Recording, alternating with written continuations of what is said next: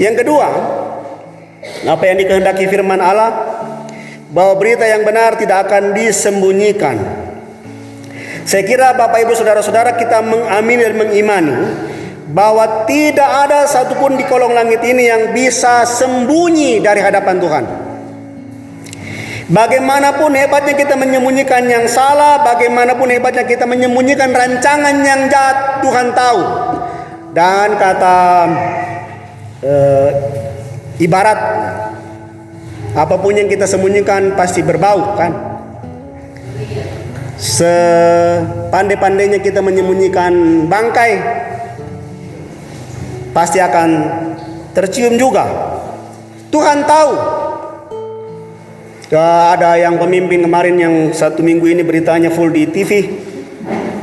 Tuhan tahu. Sekalipun dia sembunyikan, sekalipun dia punya banyak jaringan, Tuhan tahu. Dan memang aneh memang kita tahu bahwa Tuhan tahu, tapi tetap saja banyak orang yang melakukan kejahatan. Itu aneh. Kita tahu kita tidak sembunyi di hadapan Tuhan, tapi kita tetap menutupi kejahatan dalam hati kita. Itu aneh. Bisa-bisanya.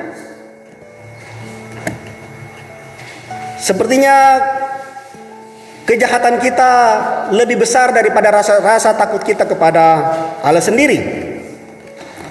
Dan ini menjadi teguran keras bagi pemberita firman. Kami, pendeta, penatua, diaken, atau orang yang dipakai Allah untuk memberitakan firman, bahwa berita firman yang sesungguhnya tidak bisa kita tutup-tutupi. Saya tidak bisa mengatakan ketika saya membaca firman, firman ini terlalu keras bagi saya dan menyinggung perasaan saya, maka saya tidak mau memberitakan ini. Cukup nih jemaat saja yang kena, pendeta jangan nih kena. Ya bang mau tu melomo na tu kupakadah, ya tu mekara-gara na, jangan, karena nanti saya juga tersinggung. Tidak ada yang mengatakan demikian. Kita tidak bisa berkata demikian. Kalau di persiapan sekolah minggu, di bagian persiapan sekolah minggu, di bagian belakang itu ada praktek sebelum kita menceritakan cerita itu ke sekolah minggu. Pertama-tama guru ditanya, apakah memang sudah seperti itu gurunya atau tidak. Jadi bukan sekedar menceritakan kepada sekolah minggu, harus disampaikan firman Tuhan. Baik itu yang lemah lembut maupun yang keras, disampaikan kepada jemaat. Jadi bukan hanya sekedar menyenangkan telinga kita masing-masing.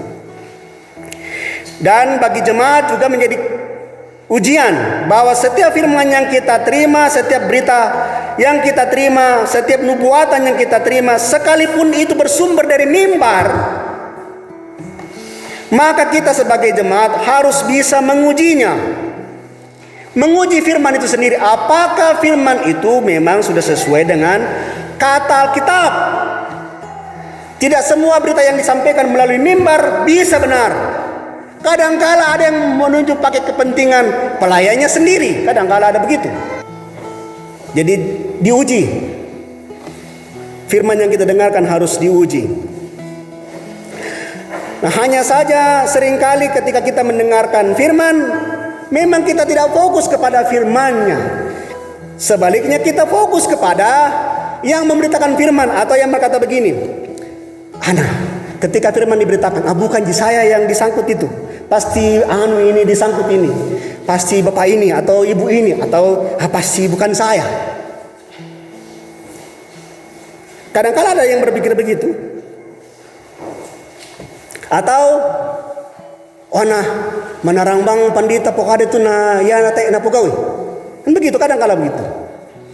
Kita lupa bahwa sebenarnya firman itu berbicara kepada kita. Firman itu berbicara kepada kita. Orang per orang, bukan orang tertentu. Jadi saya sangat salah ketika firman ini saya tujukan kepada orang tertentu, sangat salah. Apalagi saya pakai mimbar. Itu tidak benar sama sekali. Mimbar bukan tempatnya menyinggung orang. Bukan.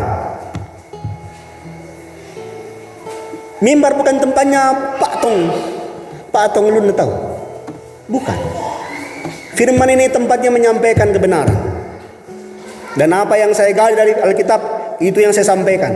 Kebenaran Allah sendiri. Nah, kadang-kala juga mengena saya. Bukan kadang-kala, selalu mengena saya. Selalu mengena saya. Saya berpikir, nah, jangan-jangan kamu cuma bilang itu, tidak lakukan sendiri. Jangan kita fokus ke orang lain, kita fokus dengan Tuhan.